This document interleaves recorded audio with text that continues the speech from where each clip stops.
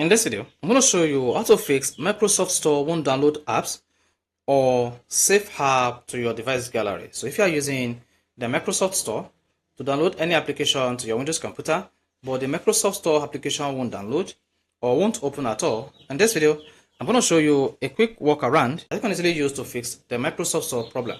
So if you download this video, you found this video helpful and informative, please don't forget to like and subscribe.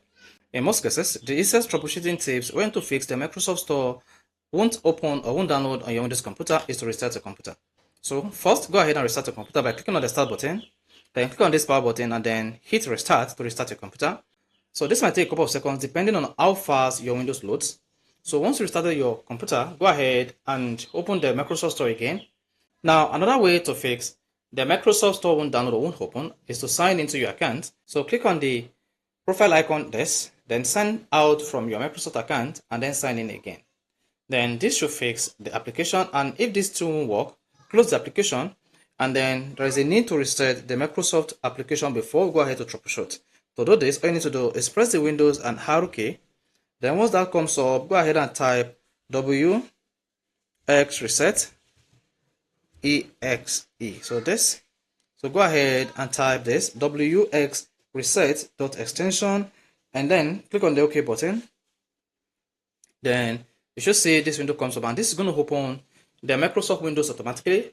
That implies that the Microsoft Download Store has been reset successfully. Then again, go ahead and see if you can download and install any application from the Microsoft Store using similar approach. If that won't work or won't help you to fix, unable to download from the Microsoft Store, all you need to do again is click on the Start menu, then select Settings. On the Settings page, you want to scroll down on the left side here and then select Windows Update if you're using Windows 11. For Windows 10, click on Update and Security. Then once you click on that, go ahead and click on Check for Update.